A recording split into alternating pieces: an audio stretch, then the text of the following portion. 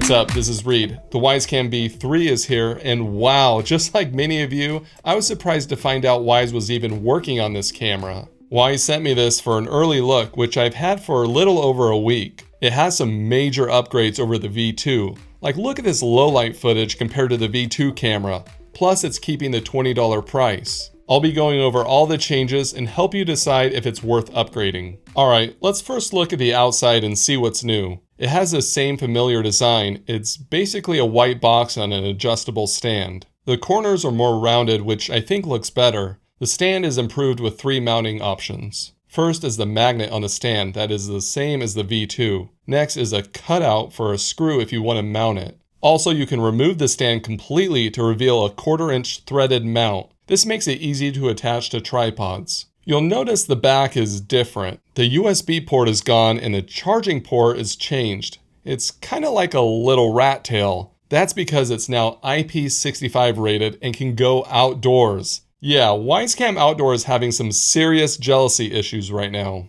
I've shown how you can buy the little covers to help the V2 go outside. Now this new cam is actually made for outdoors. There's still a micro SD card slot for continuous video recording and 14 days of free cloud storage. I'm not really sure what they're going to do about Wyze Sense since they've removed the USB port on the back, but I like all the changes they've done on the outside, and there's even better changes on the inside. The camera is updated with an aperture of 1.6 instead of 2.6 on the V2 cam. This means the V3 lets in more light to see better when there's less light in the room or outside. To show you this in action, I turned on just one LifeX bulb to 1% brightness. Here is footage from the V2. You can barely see me. With the V3, it looks like I have a few lights on with full brightness. It literally looks night and day different. The field of view is also increased from 110 degrees to 130 degrees. Even though the cameras were right next to each other, I'm cut off on the side for the V2. It also cuts off part of my head. On the V3, you can see me on the side, and my face is still visible when standing in the same spot. The frame rate has gone up slightly to have more smooth footage, and to be honest, most people won't even notice this. I also saw the HD Max option for video quality. I compared it to the regular HD and it looked about the same. I'm using the Wyze Alpha app, so things may change in the future. However, the camera is still 1080p, which is a slight disappointment. I know sacrifices had to be made to hit that $20 price though. I'd be curious to know if you guys would pay more money for higher resolution. Let me know down in the comments. Just like the V2, it also has motion detection that you can adjust, as well as a detection zone. Night vision is the biggest difference between the V2 and the V3.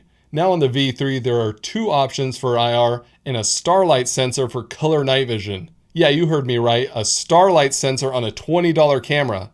It's pretty wild. So for IR, you can choose between near, far, wherever you are. Near uses a 940 nanometer wavelength. With near night vision, you cannot really see the red IR diodes with your own eyes. That's great if you want to use it as a baby monitor. The other option is far, which has the same wavelength as the V2. These are separate IR lights, so the V3 camera actually has 8 total IR lights. I've had a Wyze Cam V2 in my garage for a while, and seeing the garage closed at night is almost impossible. Compare that to the V3, which you can see everything clearly. I wondered if it was just improved IR lights on the new camera that was making the difference. I turned on the IR lights from the V3 and the old camera still couldn't see that well. The lower aperture for low light in the new camera makes all the difference. Now if you turn off your night vision, then you can use the starlight sensor for color night vision. You can see a lot more detail that would be missed if you were only using infrared. This amplifies the ambient light, so there does need to be some kind of light nearby. Like if I used it in the garage with no light, you cannot see anything, compared to using the IR night vision.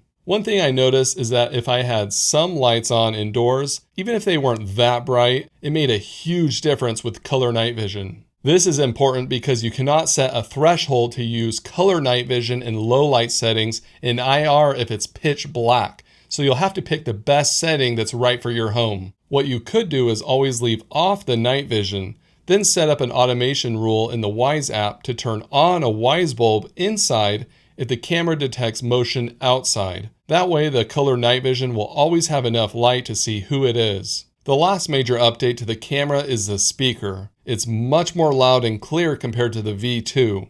This is audio from the Wyze Cam V2. This is audio from the Wyze Cam V3.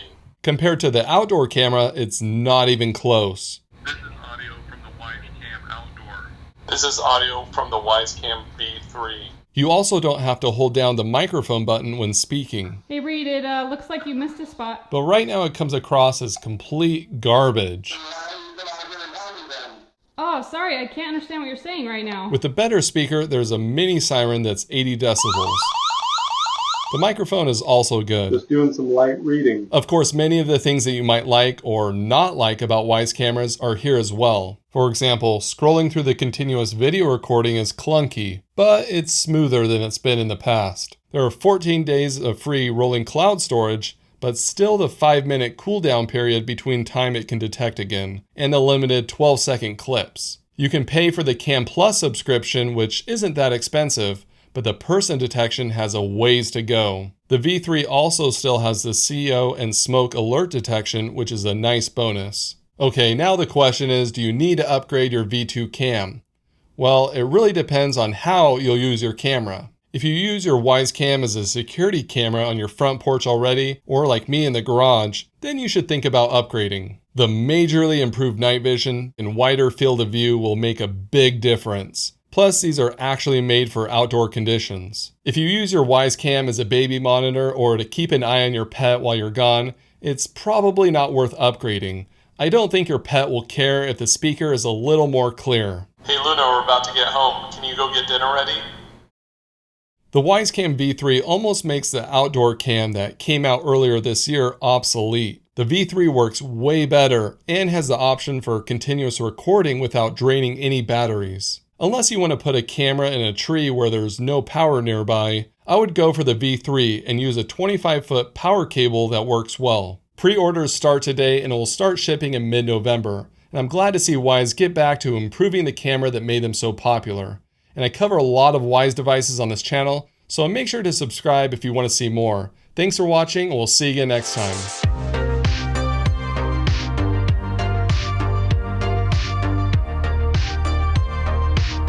Luna, how many times do I have to tell you, we can't just have bacon for dinner?